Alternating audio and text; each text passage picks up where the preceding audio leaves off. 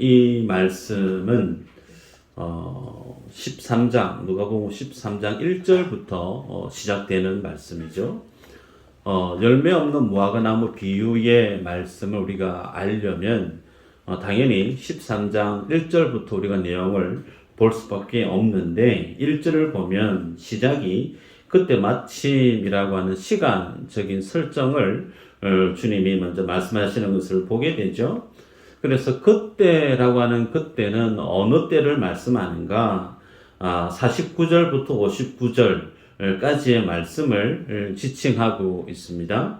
그래서 49절에서 51절 말씀을 보면 성경에 예수님이 이 땅에 오신 이유를 밝히고 있어요. 제가 읽어보면 내가 불을 땅에 던지러 왔노니 이 불이 이미 붙었으면 내가 무엇을 원하리요? 나는 받을 세례가 있으니 그것이 이루어지기까지 나의 답답함이 어떠하겠느냐?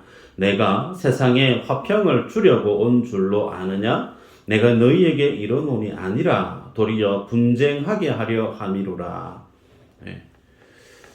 예수님이 이 땅에 오신 목적을 방금 읽었던 누가복음 12장 49절에서 51절의 내용을 보면 분쟁하러 왔다. 불을 던지러 왔다. 여러분 성경에서 예수님이 이 땅에 오신 목적을 밝히시는 구절이 있어요. 마가복음 10장 45절 같이 한번 읽어볼까요? 시작.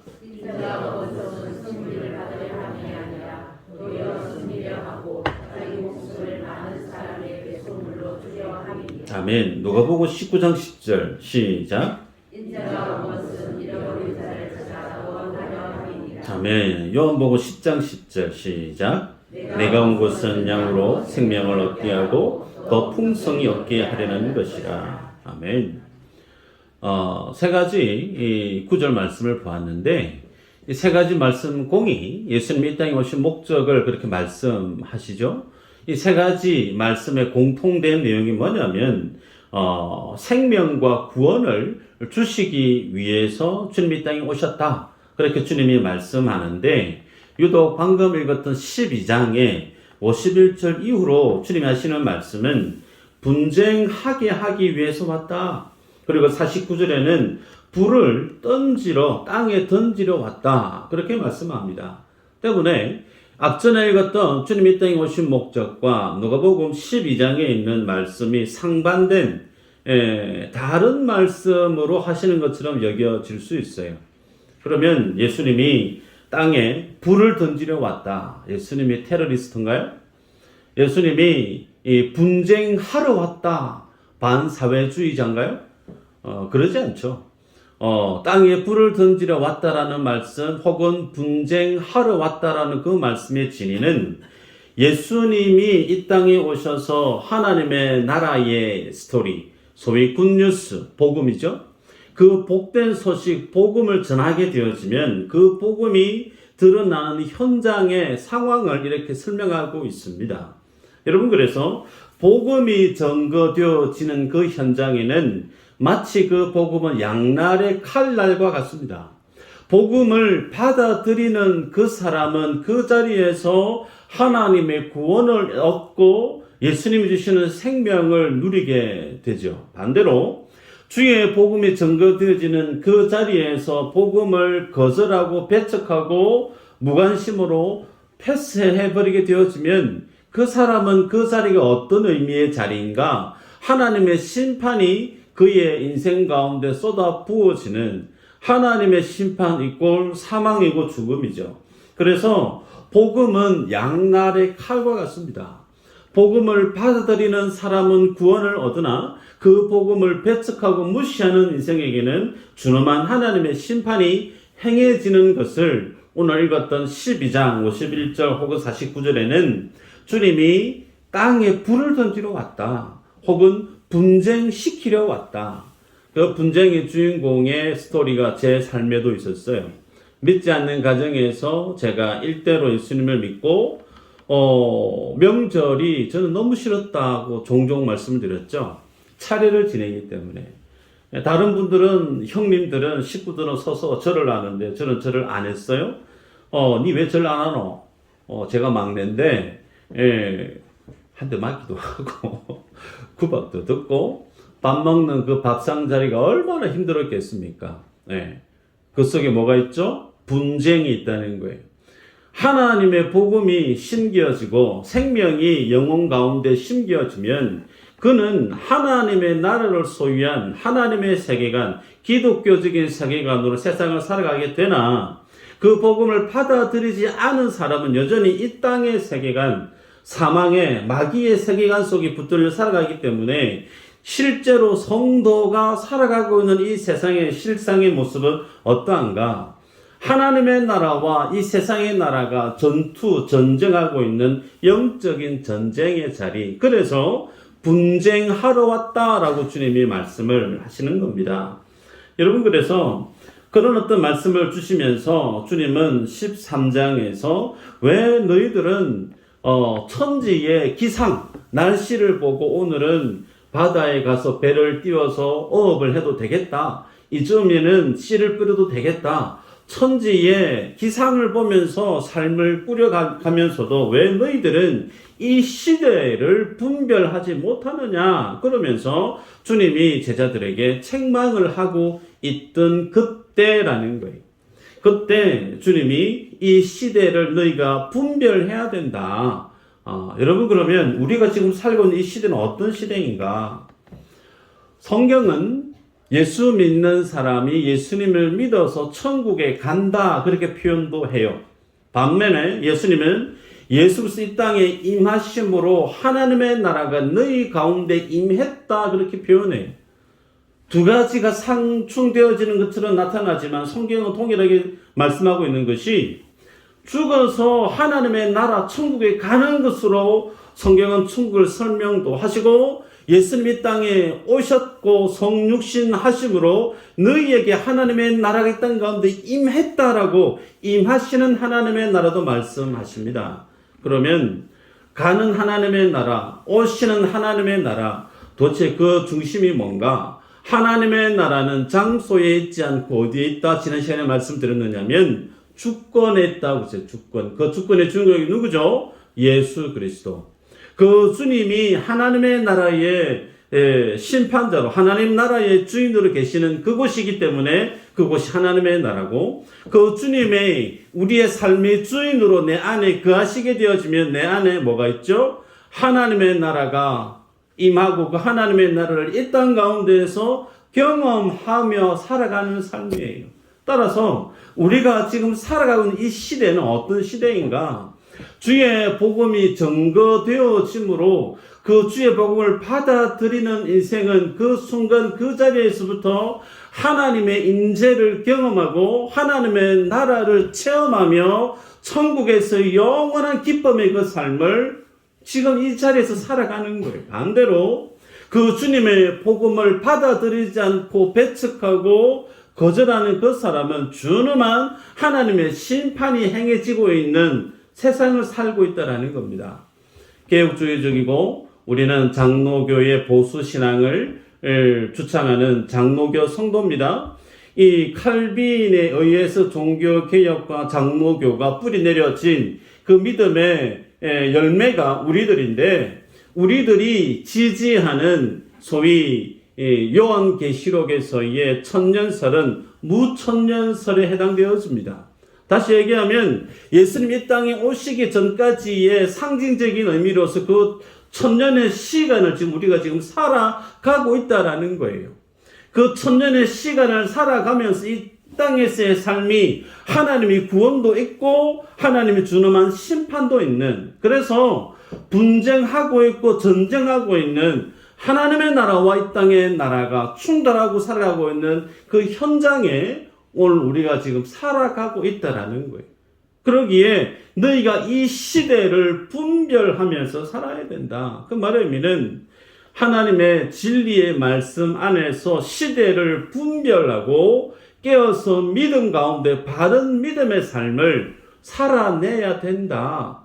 너희들 정신 똑바로 차리래. 지금 그렇게 주님의 제자들에게 말씀하고 있는 그 타이밍에 오늘 비유의 말씀을 주님이 하시고 있다라는 겁니다.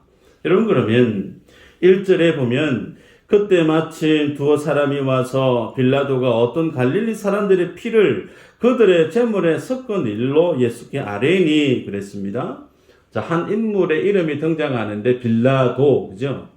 빌라도는 예수님 주후에 26년부터 36년까지 유대를 통치했던 총독입니다. 우리가 사도신경 좀 전에도 고백했지만 빌라도에 의해서 예수님의 신문을 당했던 그 빌라도입니다.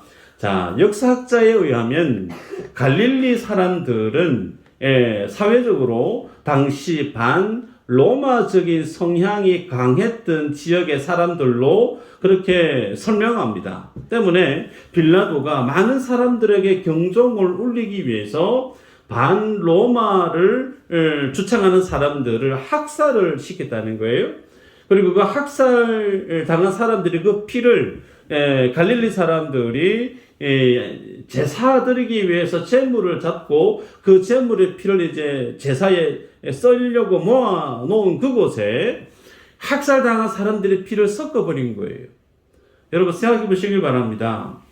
안식일이 되었던 어떤 명절이 되어졌던 정확하게 표현 안 나와 있지만 하나님 앞에 이제 예배 드리려고 준비하고 있는데 예배 드리러 나온 사람이 학살을 당해서 죽어나가 버린 거예요. 그리고 그들이 예배 드리려 그 모든 예배 가운데 부정한 일로 이제 제사를 드릴 수 없게 되어졌다는 거예요.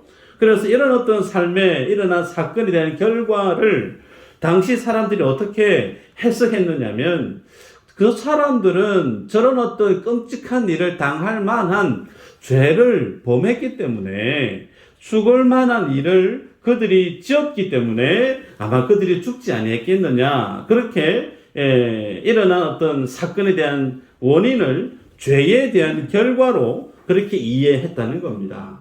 뜻하지 않은 사건, 사고, 자연재해로 인해서 목숨을 잃게 되거나 큰 어떤 사고를 당하는 일들, 그러한 불행한 일들, 오늘 우리가 살아가는 이 시대에도 비일비재하게 많이 일어납니다.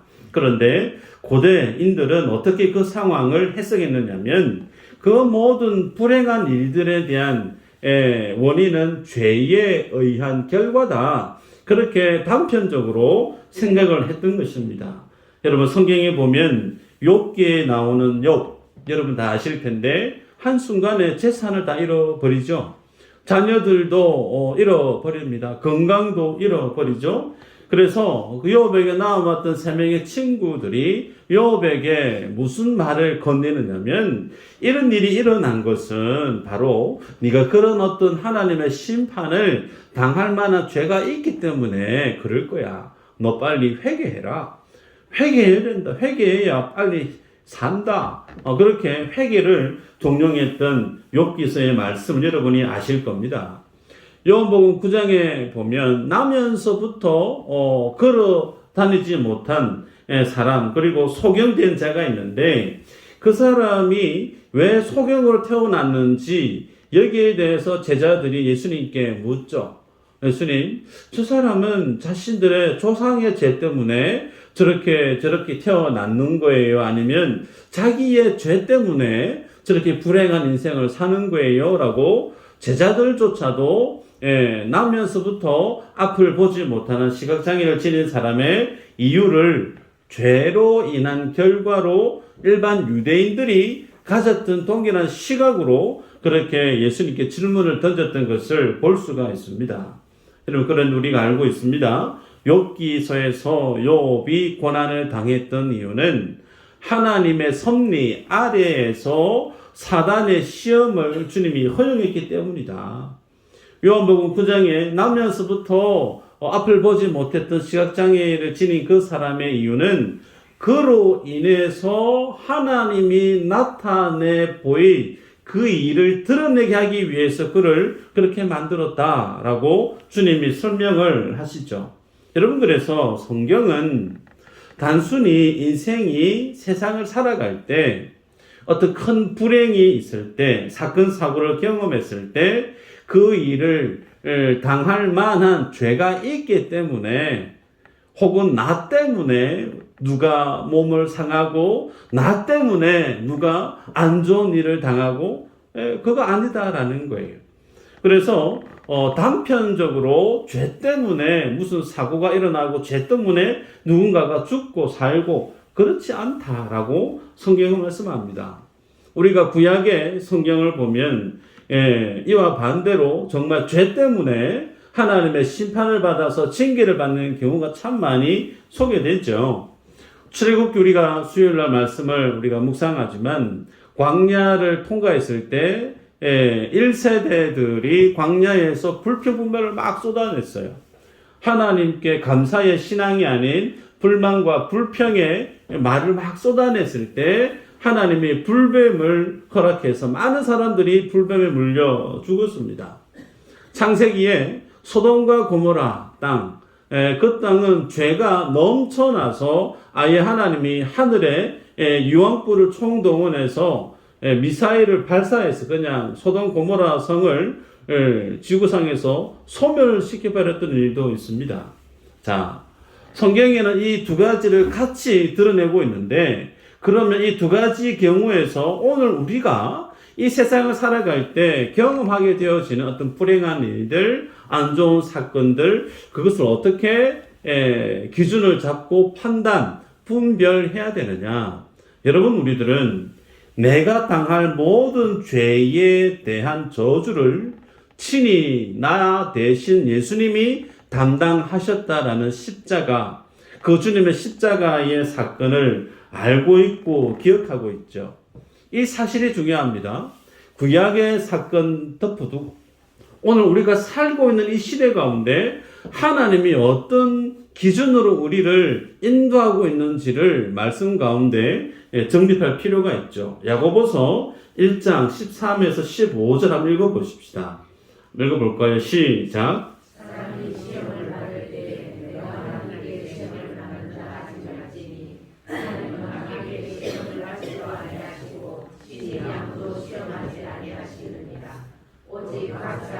시험을 받는 것은 자기 욕심에 끌려 미혹됨이니 욕심이 잉태한 적 죄를 낳고 죄가 장성한 적 사망을 낳느니라. 아멘. 말씀을 보니까 성도가 시험 받을 때 야, 하나님한테 네가 시험 받는다 생각하지 마라. 그렇게 말씀합니다. 적어도 우리가 예수 그리스도를 믿는 하나님의 자녀로서 이 세상을 살아가고 있다고 하면 나의 죄 때문에 모든 불행한 일들은 이미 예수님의 십자가 가운데 행하셨다라는 사실이죠. 그래서 그 주님의 십자가를 바라보고 그 주님의 은혜를 아는 사람은 그 십자가 앞에서 무엇을 볼 수밖에 없느냐면 내 자신의 죄를 직시할 수밖에 없어요. 그 십자가의 은혜를 알고 그 주님의 십자가의 희생을 가치를 아는 사람은 그 앞에 투영되어지는 나의 허물과 죄를 알기에 그 죄를 인지하고 자신의 허물을 아는 사람은 그 다음에 어떤 믿음의 반응이 일어나느냐면 회개하는 믿음의 모습이 본능적으로 일어나게 되어 있다는 거예요. 그래서 성경은 예수님을 믿는 성도들을 하나님이 어디로 밀어가고 계시고 어디로 이끌고 있느냐면 우리로 하여금 하나님 앞에서 회개하는 믿음의 자리로 세워가고 있다는 사실이죠. 여러분, 그래서 이 말씀을 꼭 기억하시면서 이 말을 이제 전에 들었던 예수님이 하시는 말씀이에요. 2절 3절을 보면 너희는 이같이 갈릴리 사람들이 이같이 해 받음으로 다른 모든 갈릴리 사람보다 죄가 더 있는 줄 아느냐? 너희에게 이르노니 아니라 너희도 만일 회개하지 아니하면 다 이와 같이 망하리라. 네. 그 사람들이 그렇게 학살을 받고 죽은 이유가 그 사람들이 그렇게 죽을 만한 죄가 있어서 죽은 것이 아니다. 그들이 그렇게 죽었던 이유는 회개하지 아니하면 너희도 똑같이 망하게 하기 위한 표본으로 샘플로 그런 어떤 끔찍한 일을 당했다. 그러면서 주님이 4절 이후로는 비슷한 표현으로 실로암 망대가 있었는데 실로암 망대가 무너지면서 18명이 깔려 죽은 사건을 똑같이 또 말씀을 합니다. 그러면서 그 망대가 무너지면서 18명이 죽었는데 그 사건이 예루살렘에 거한 모든 사람들보다 그들의 죄가 더 많기 때문에 그들이 죽었다고 너희들 생각해서는 안 된다. 너희도 회개하지 아니하면 그들과 똑같이 망하는 인생이 되어질 수 있다. 자, 정리하면 사람의 불행과 사건, 사고를 죄에 의한 단순한 결과로 그렇게 바라보서는 안 된다라는 겁니다.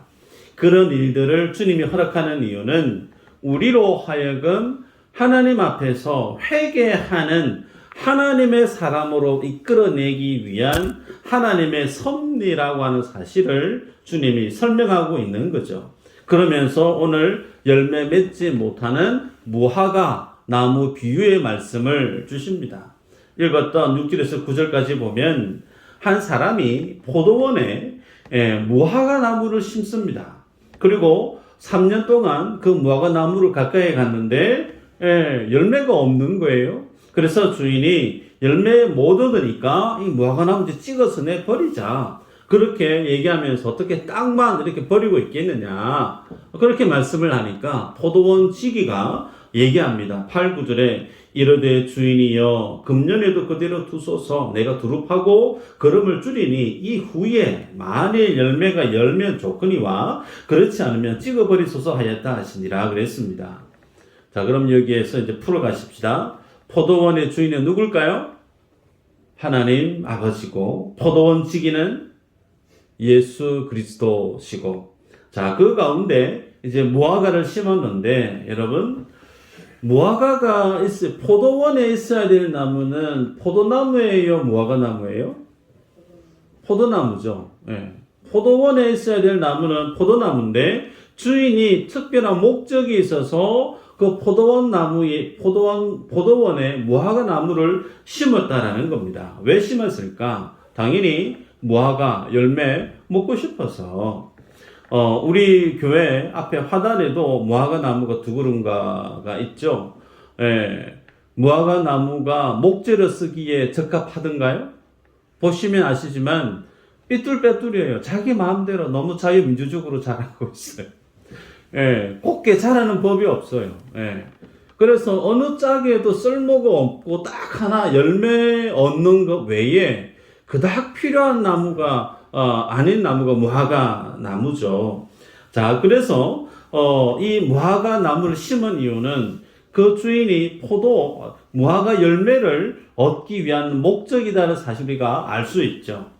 성경에는 이스라엘 백성들 하나님의 자녀를 상징하는 나무가 있는데 여러분이 아시는 것처럼 포도나무가 있고 그리고 또 무화과 나무도 동일하게 하나님의 백성으로 그렇게 상징적으로 표현합니다. 자, 성경을 보면요. 호세아 9장 10절 제가 읽어보면 옛적에 내가 이스라엘을 만나기를 광야에서 포도를 만남같이 하였으며 너희 조상들을 보기를 무화과 나무에서 처음 맺힌 첫 열매를 봄같이 하였거늘 그들이 발볼에 가서 부끄러운 우상에게 몸을 들이므로 저희가 사랑하는 우상같이 가정하여졌도다. 자, 미가서 7장 1절 한번 읽어볼까요? 시작.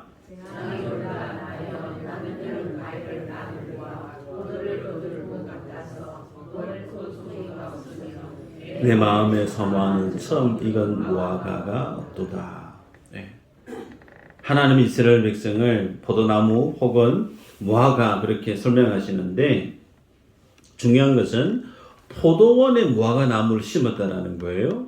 그러면 포도원에 포도나무가 아닌 무화과를 심었다라고 하는 것은 그 포도원에 심겨질 자격이 있느냐? 자격 없다라는 겁니다.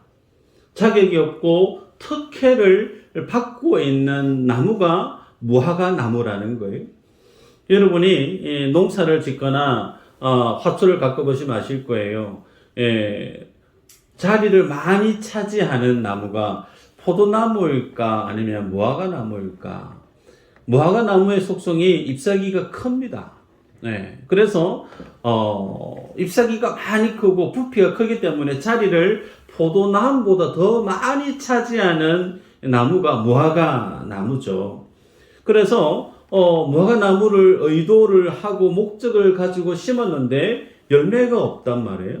그러면서 읽었던 본문에 읽었던 좀 전에 읽었던 말씀 미가서 그리고 호세아서 말씀을 보면 열매를 기대함으로 이스라엘 백성을 자격 없는 그들을 하나님의 언약 백성으로 약속의 땅에 심었는데 그들이 주님 앞에 드러내 보여야 될 열매는 온데간데 없고 도리어 바알부올을 섬기고 우상을 섬기는 죄의 열매들을 맺고 있었던 이스라엘 백성들 그들을 성경이 지적하고 있죠.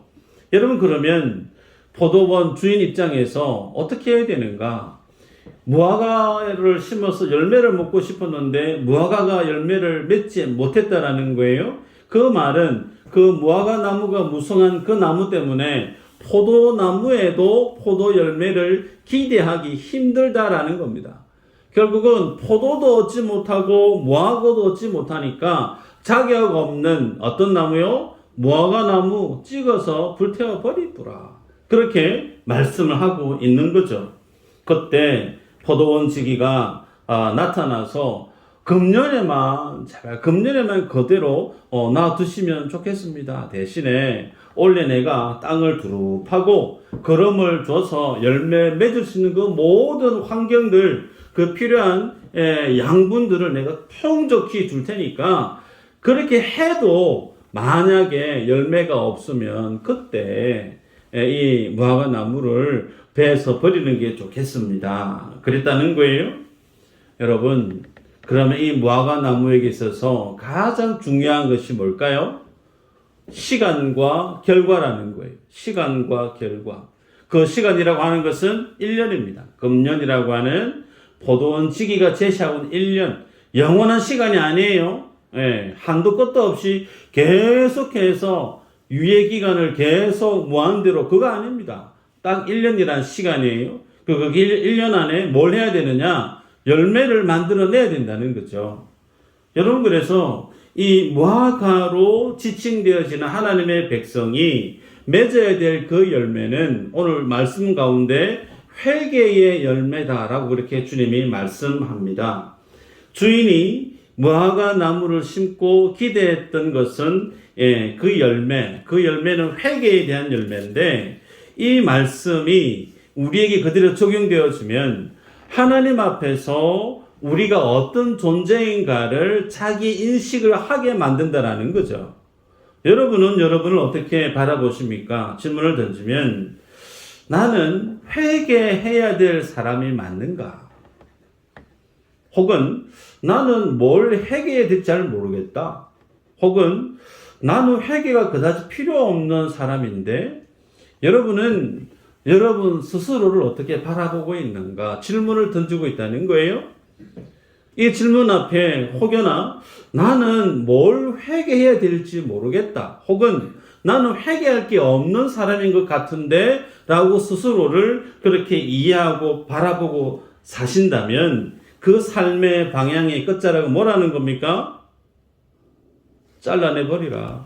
사망, 멸망, 불행의 자리를 달리고 있는 인생이다. 성경이 그렇게 우리에게 우리의 삶을 해석해 줍니다.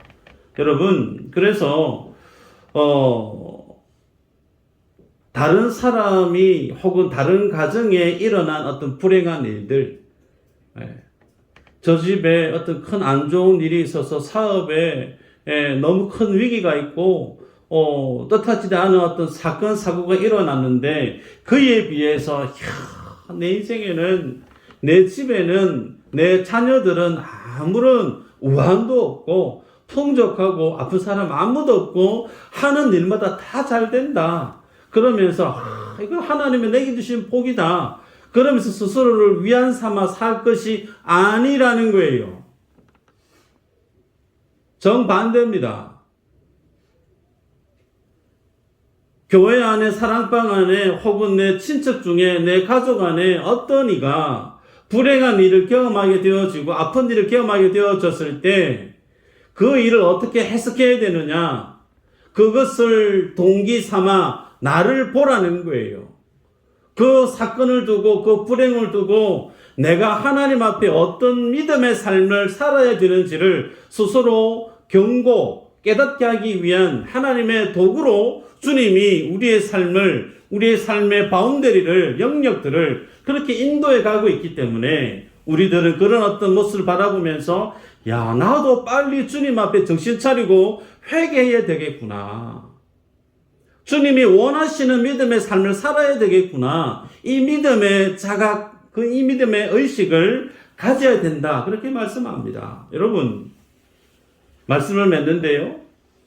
포도원의 주인이 포도원 밭에 무화과를 심은 것은 포도나무를 위한 거예요? 아니, 무화과 나무를 위한 거예요? 아니면 무화과 나무 열매를 위한 거예요? 나무를 위한 거 아닙니다. 열매를 위한 거예요? 그러면 하나님이 여러분들을 구원하신 이유가 나의 구원을 위한 것이 전부예요? 아니면 구원하시고 난 이후에 그 무엇을 원하는, 주님이 나를 구원시킨 이후에, 구원하신 이후에 그 주님이 나를 향한 무언가가 있는 그 열매에 대한 목적이 있기 때문에 나를 구원했느냐라는 거예요. 후자입니다. 내가 예수님을 믿고 교회 안에 구원받은 자로 평안하게 아무 근심 걱정 없이 살아가는 그것이 목적이 아니고 그것은 시작이라는 거예요. 시작. 그 더 큰 본질적인 목적이 구원 이후에 있음을 주님이 우리에게 이 열매 없는 무화과 나무 비유로 말씀하고 있고, 그 기간이 언제요? 금년이라고 시간을 제한하고 있습니다. 무한대가 아니에요. 내년에 상황 좀 풀리면, 좀 길이 좀 열리면 내가 그때 예수님 잘 믿지. 전도 나가보면 그런 말 하시는 분들이 많아요. 내년 그분에게 있을지 모릅니다. 내일도 우리는 장담할 수가 없어요. 오늘만 우리는 삽니다. 그래서 오늘 사랑해야 되고, 오늘 주님 앞에 믿음의 삶을 살아내야 되고, 오늘 주님 앞에 충성해야 될 이유가 주님이 우리에게 주신 시간은 오늘만 있어요. 내년은 하나님의 시간이죠. 여러분, 그래서 포도원 지기가 땅을 파고 거름을 주고 필요한 그 모든 자양분을 그 무화과 나무에게 주었다라고 하는 것은 소위 그 심령에게, 그 영혼에게 하나님이 넘치는 은혜를 부어주셨다라는 말씀이죠. 그래서 하나님의 은혜를 받은 인생은 반드시 뭐가 나타날 수밖에 없느냐면 그 하나님의 은혜가 진짜다. 그 하나님의 은혜가 정말 생명을 살리는 참된 은혜다라고 확정되어지면 반드시 그 은혜는 무엇을 동반하는 결과를 만들어내느냐면 열매를 만들어낸다는 겁니다. 그런데 이 하나님의 은혜가 참인지 거짓인지 우리가 어떻게 삶들 속에 증명해내는가? 어쩔 수가 없어요. 내가 예수님의 은혜를 받았다라고 하는 것은 내 삶 속에 드러나는 열매가 곧 그 결과물입니다. 이사야서에 보면 이사야 선지자가 6장에 하나님을 대면해서 보죠. 그 주님을 봤을 때 이사야가 하는 고백이 화로다, 나여 망하게 되었도다, 그렇게 얘기합니다. 그런데 이사야가 6장 앞에 5장에 보면 이스라엘 백성들을 향하여서 범죄한 그들을 향해서 화 있을진저 이스라엘 백성들의 율법을 벗어난 그들에 대해서 정죄하는 메시지를 불같이 쏟아냅니다. 그런데 너희들은 죽어 마땅하다고 그렇게 외쳤던 그가 6장에서 하나님을 경험하고 나니까 죽어야 될 사람이 누구로 인식하느냐면 내가 죽어야 될 사람이구나. 화로다. 나여 망하게 되었도다. 여러분, 하나님의 은혜가 내게 부어지면 다른 사람 볼 거 없어요. 내가 어떤 사람인가를 철저하게 보게 되어집니다. 그 은혜는 반드시 무엇을 이끌어내느냐면 회개하는 믿음의 삶을 우리에게 준다는 거예요. 인격이 변화되어지고 삶의 목표가 바뀌어지고, 아멘이 나와야 되는데, 네. 자녀에게 대해서 내뱉는 말들이 바뀌어져야 되는 거예요. 삶의 우선순위가 바뀌어져야 된다는 거예요. 예수 믿기 전후가 확연하게 달라질 뿐만 아니라 예수님을 믿고 난 이후 매해 시간이 더해지면 더해질수록 벼는 익으면 익을수록 고기를 숙이는 것처럼 더욱더 주님 앞에 겸손해지고 그 은사가 삶이 예수 그리스도의 은혜를 담고 있는 삶의 모습으로 드러나야 된다는 거예요. 그 삶을 만들어 가게 하기 위해서 하나님이 나를 치시는 게 아니고 다른 이들을 만드신다는 겁니다. 여러분, 그래서 교회 안에 다른 성도, 가정, 혹은 다른 지체, 혹은 내 집안의 다른 사람이 안 좋은 일을, 힘든 일을 경험했을 때, 아우, 참 안 됐다. 물론 그런 마음 들 수밖에 없지만, 거기에서 더 나아가서 왜 그 일을 주님 허락했느냐? 나 살리려고. 나를 하나님 앞에 바른 믿음의 사람으로 세워가게 하기 위해서 때로는 다른 이들을 주님이 만드십니다. 보고 제발 깨달아라. 네 인생에 불행이 없고 네 인생에 아픔이 없어서 나는 하나님께 복받았다고 생각할 것이 아니고 그 모습을 보고 네가 회개의 열매를 맺지 않으면 너도 똑같다. 주님이 하시는 메시지가 오늘 이거예요. 여러분 기억하십시다. 우리의 모든 삶의 영역 속에 하나님이 기뻐하시는 열매를 올려드릴 수 있는 여러분 되시기를 축복합니다.